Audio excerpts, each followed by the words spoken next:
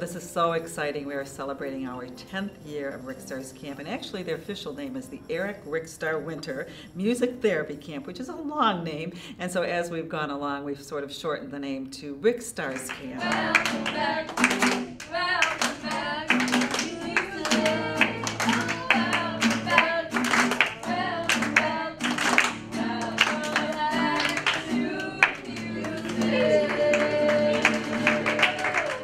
But the camp began actually in 2003, just a few months after my son passed away at age 12. The RicStar came because he wanted to be a rock star when he grew up. We open up the doors to individuals of all ages and all kinds of disabilities. We don't turn anyone away, which is unusual for summer camps and certainly unusual for camps with disabilities who are accepted. And we also open it up to their siblings because we wanted siblings to have an opportunity to really enjoy an activity with their brothers and sisters. Their siblings here year after year. They come and hang out with their brother or sister, or they volunteer in another group. Yeah. So they actually get all this great experience with these other kids and just get to have fun and kick back and not have it be such a formal atmosphere for them. Without the beats and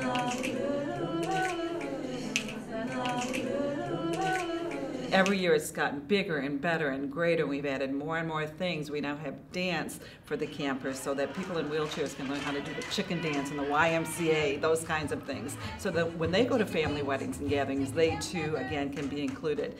We have therapy dogs. Therapy dogs are there to help campers reduce stress, to help with socialization.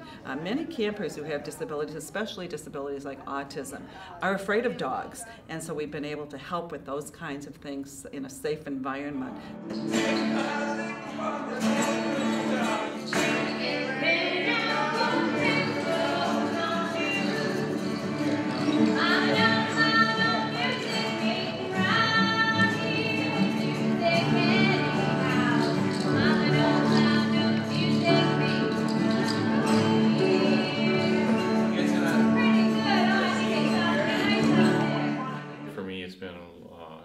Lasting legacy to our son, our incredible son, to see his name on everybody's t-shirt and what it's meant for a lot of families to have this type of opportunity to come to camp for several days and have fun with music. Take me out to the party, take me out to the crowd.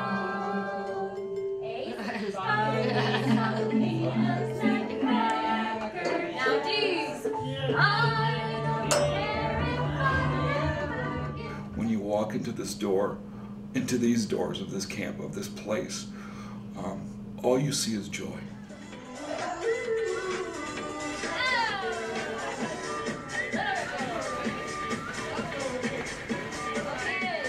Well, Lauren started in music therapy when she was 8. She's 21 now. This was an opportunity for her to go and do her thing without Mom. So you started at camp? Yeah. And you loved it? Yeah. Yeah? And made a lot of friends? Yeah. Yeah. And you've gone every year.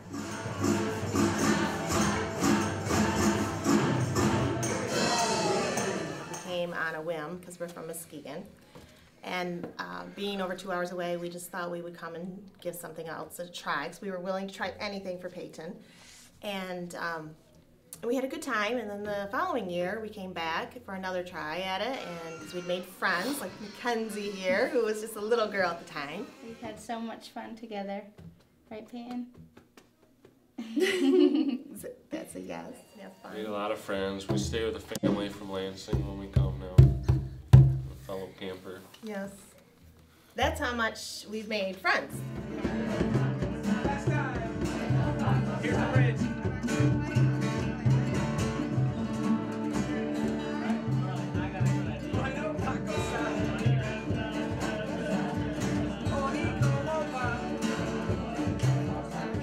Everything we do here is really designed to help not only celebrate individual abilities, but to foster inclusion, celebrate individuals' abilities and heighten self-esteem. There's so many things we do to make sure that this is a complete living experience for them while they're here.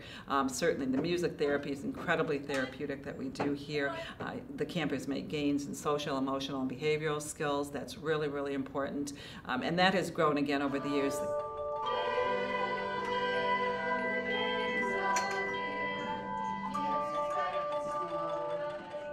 When the music starts to play, something opens up in these individuals, in everybody's soul, and it's a very unique way of communicating with each other. So I, as a person who is not defined by my disability, really appreciates what I see and what I experience, because it really gives you a true glimpse of heaven.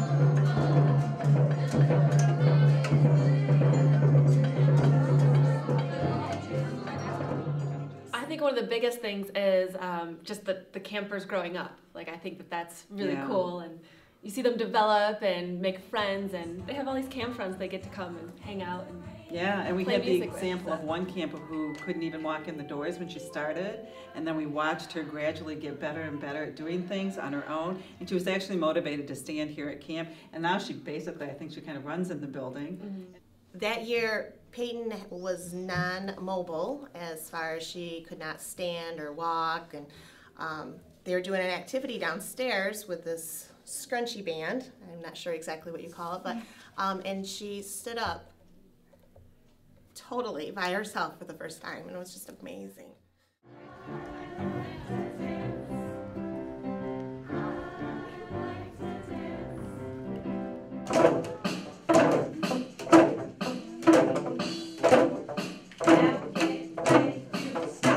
Relationships that have been built for acceptance of people of all abilities, and just the love that is built and created here, and it's just built for Peyton.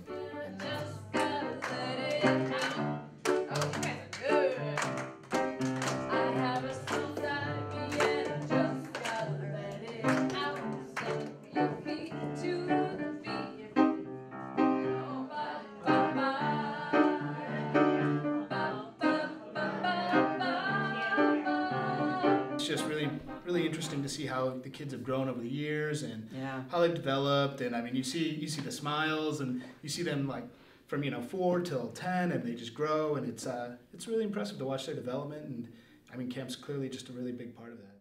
I've seen so many gains from the variety of activities that they do, that she does at camp.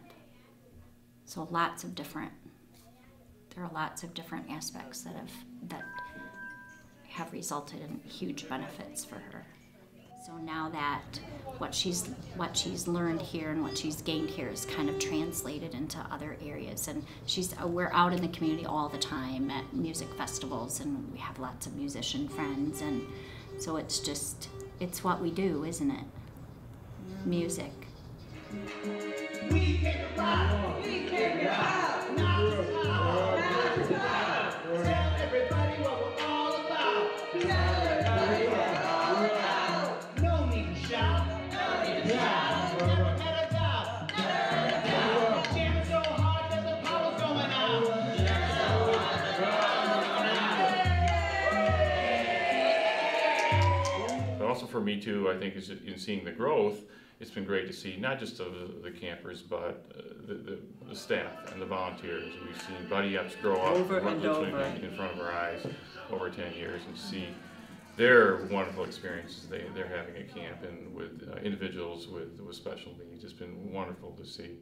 We provide the opportunity for parents to have a break, which is much needed and much appreciated, but that means we rely strongly on really, really good volunteer support in order to do that, so the campers have a safe experience as well as having fun. So we brought in teens without disabilities who buddy up with the campers. We even have a waiting list for that program, because what happens is actually the volunteers learn more than the campers do from that association, and they find out what this population can do. We dash stereotypes, deep-seated old stereotypes about disability and differences and how it's not a bad thing and it's not a thing to be afraid of or shameful.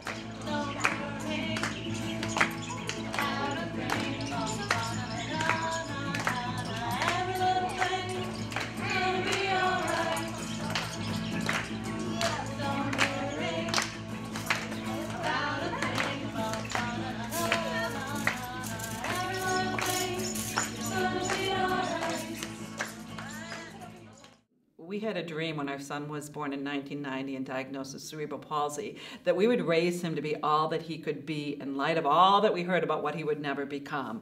We just kind of put that aside and said, well, we'll see. And at an early age, he was diagnosed with a gift for music. And so we nurtured that gift throughout his life. And at the end of his life, he was actually composing music through music therapy courses at Michigan State University. So when he passed away, we thought, what would Eric want us to do to honor his life and legacy? And we knew that in addition to his family and friends, music was the most important thing in his world. Thank you for your leadership, dedication, and vision. You set out on an amazing journey in 2003, and you changed so many lives along the way. I never had the pleasure to meet Eric, but I think he would be proud of the legacy that you've created for him. We love you so very much. We're grateful beyond words. Thank you. And we decided the best thing we could do, what he would want, was a summer camp where people could play music all day long. And that's how we began the Eric RicStar Winter Music Therapy Camp 10 years ago.